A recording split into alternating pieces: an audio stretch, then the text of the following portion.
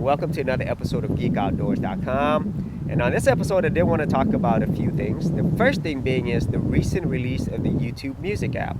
And if you're not familiar with the YouTube Music app, this is all part of the YouTube Red subscription service. And if you wanted to know more about that, you can click on a previous episode I did below talking about that. Now, this is actually exactly like it sounds. It's a YouTube app made for music.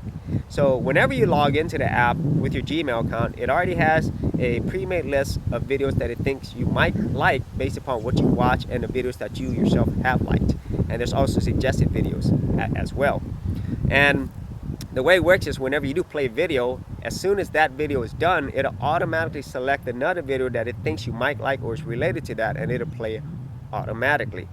Now, what is the difference between this, which is the free version, versus the paid version, which is part of YouTube Red subscription? Well, much like YouTube Red subscription service, which is $9.99 a month, you actually get no ads. You get background play, which, like meaning you could turn off your phone or you could switch a different app and the music will still be playing, and you also get offline play. Now, what are some of my likes and my dislikes? Well, the like is, if you're the type of person who really watches a lot of music related content on YouTube, then this is probably the perfect app for you because there's nothing else. It's very focused on that. Now, my dislikes are, the first being is, like I said, I just don't see the value in downloading this and using this above and beyond using YouTube. And the second thing I didn't like was it forces you have to log in with your Gmail account. You can't use the app without it. And I didn't see a way to log out of the app once you're in there. So all these services, it brings me to the point of monetization. So we always used to think, like when Google started releasing all their software services, such as Gmail, YouTube, and so forth, how are they making money off of it? Well, besides the fact that they make money off of ads, what they're really making money off is the user base. And so on YouTube alone, over 1 billion people watch music-related content every single day, and billions of more people use Google-related services every day. And so they have a very large user base, and they have a lot of knowledge on their behavior and buying habits that they could market to. And so I see a future where Google services will all be pretty much paid services, or at least the majority of them. And so if you want to use a service, you're going to have to pay. And now that they have billions of people on their ecosystem, it's going to be hard for you to not use their services. So that's my thought on YouTube Music. Now, the second thing I want to talk about was Nintendo.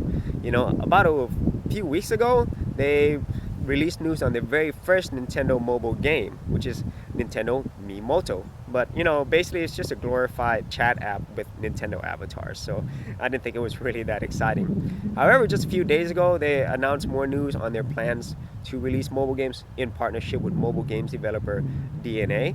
So by 2017, they're going to have 5 mobile games available, which includes Miimoto. And we're not sure what the titles are going to be yet, but I'm pretty sure it's going to involve Mario in some way. Now, in terms of like DNA itself, if you're not familiar with them, they're a mobile games developer, and they have some big licensed property such as a Final Fantasy game, a Marvel game, and also one with Star Wars. So pretty big properties there, so it would make sense for Nintendo to partner with somebody like that.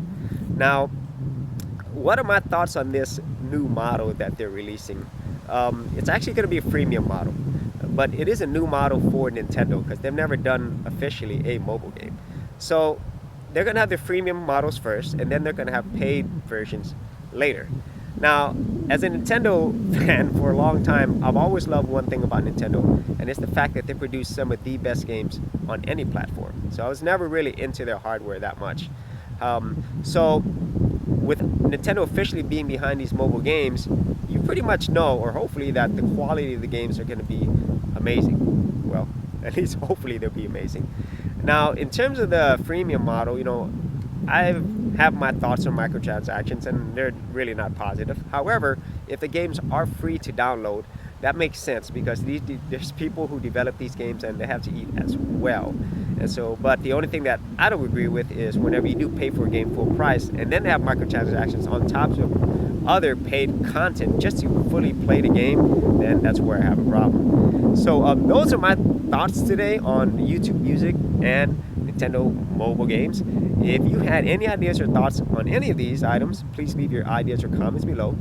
And if you do like these videos, be sure to subscribe. And for the full written episode, head out to Geekoutdoors.com, and I'll see you outdoors on the very next episode.